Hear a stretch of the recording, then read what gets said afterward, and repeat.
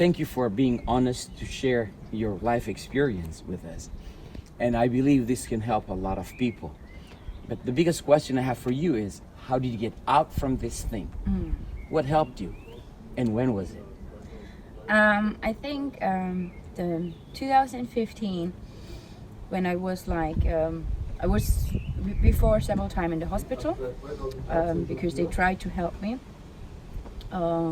with medication and everything, what I already told. But that time I was like, I was done with everything, you know.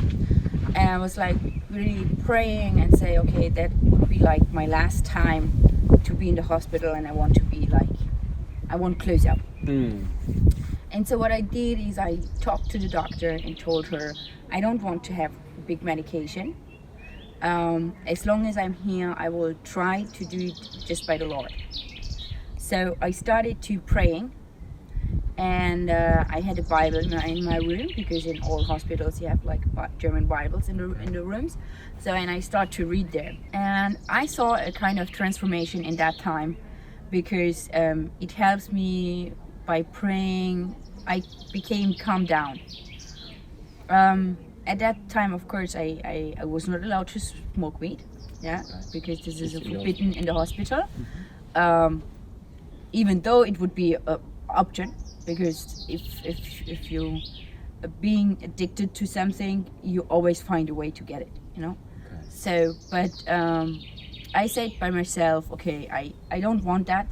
And the good thing for me, mentally at least, is I was not so addicted on weed, like others who really need it, you know. The only what I had is like smoking. I was really addicted to smoking, and so if I would not have my package, I would get like crazy, you know. I talked to my doctor. I was in the hospital for really mental illness. So with my therapist, I talked a lot. What happened, how it happens, where it started, what was in my childhood time, where was the difficulties come from, why I feel that I failed, and so on. So it was a lot about talking and thinking, and also there were like some people from the church who are coming into the hospital and work with the patients in the hospital. So I also talked a lot with their people there, and they also pray with me together. And I had like my mom was praying in an Eritrean church and everything, and they prayed all for me. And so I think the good thing is like if you commit yourself, I want to get out and believe on Jesus and on the Lord, and that the Holy Spirit can help you to go out through that, and that there is light after the tunnel. And there is light after the tunnel. That's true. And I saw that you got baptized yesterday. I was there to witness that. What led you to that? It led me to that because here, the place where we are at the conference right now, I came here the last year, the first time, and but my mom came here like 2 years before me alone. And 2015 she was the first time here, and at that time they started to pray for me, because they hear what hurts my mom and everything. So they want to know, and why I want to be baptized here is that I want to give it back to that community, because I realized last year how big this community is and how family and warm hearts this community is, and I want to give that back to this conference here in Heppenheim in Germany. But when were you born again? When did you accept the Lord as your personal Savior?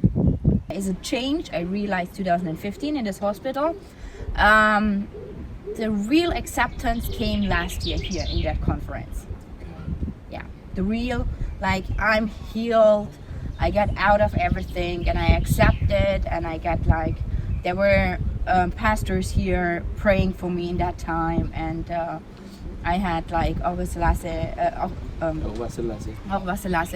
who is being like my pastor right now. So I met him here the last time, and he got really close to my mom in the 2 years before or 1 year before, and as he realized I'm that person, he was like, okay, my sister is now here, and then we talked to all, we being in contact for the whole year.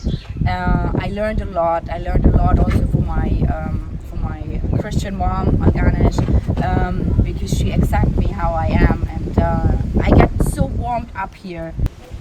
You passed through a lot, really, and you saw light out of the tunnel, and you are out of the tunnel now. There may be people your age who are suffering from any depression, addiction, or anything like that. What would you tell them to do or not to do? What would be your piece of advice that you will share? My piece of advice would be like, talk to friends, try to write down what hurts you, what do you want for your future. As I told you, I tried to kill myself and everything, so but at the end of the day, it's like I want a family. Yeah, I want children and everything, so I started writing down this all, what is my wishes, what is my dreams, where I want to be in 5 years. Like it's a business thing, you know, like where are you right now and where you want to be in 5 years. So I started to do that. I start therapy. In Germany, I'm very lucky that we have like this talking therapy. It's not known so much for the Eritrean community. I would really recommend that more, even for the adults, not only for my age, but even for the adults, because our parents go through a lot, and they need to be inside healing, you know, and they all need that, but it is very hard. We don't have people who can do this in Tigrinya, for example, you know. Either they're like prayer pastors and so on, and they're like very strict or so, but is it different on to be a mental therapist, you know? So I would recommend that, yeah, and I would like also to say, if you're a doctor, if you're a therapist and are interested in that, and being in the Eritrean community, to offer that, get and like, of course I'm the person who go through it, yeah, but there were people like you who offered help. So we need both sides, yeah. We need me to, or people like me, to accept that there are offers, that they are making mistakes, they are in a sin, and they want to change their life, and they have to be committed and to say, yes, I want to change it. And that was in my hospital. At my time, it was in the hospital where I say, no, Jesus, it's over now. I don't want that now. I did it for the last 3 years, 4 years, and it's no. I lose so much. I lose my family, my driver lessons, my work, everything, you know. So I don't want that anymore. And then all the all the process can start. And yeah, get help. There are a lot of helpers around you, and even if you don't see them right now, you will see them. You will see them. And I would also advise to the helpers, stay there, be their helper, and don't get upset, because I know I hurt a lot of people, but what I talked to them at that time, it was not my meaning, but I did it. Yes, I did it, and I'm happy that they are still here. Sorry. No problem. There's a lot of suicidal thoughts in our young people these days. Anything that can help us, prevent this, what would it be? There is no worse ending of a life like that. Yeah, and so try to think positive. It sounds weird, but in the time where are you right now, you can find something what is positive. It means like you have food, be happy about it. You have enough to drink, be happy about it. You have a house, be happy about it. even though you don't have maybe a job, but you have friends. Be happy about it. And so what I realized, I was really going through a lot, as you said, and I had a huge friendships and friends at all in all countries and everything. When they realized what happened with me, it's like they're gone, you know.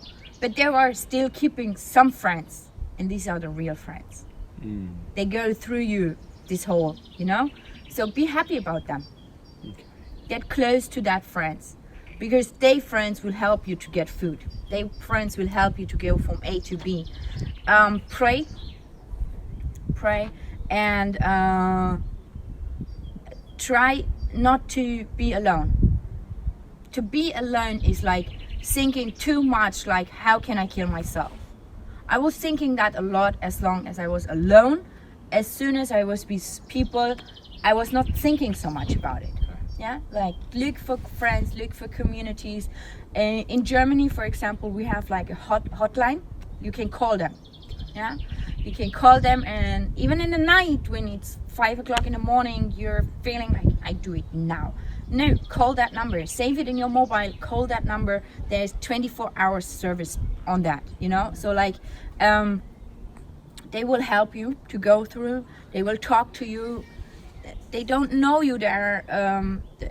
It's very anonymous, you know, like you don't have to tell them your name, your city, your story, and so on, but they can guide you through it.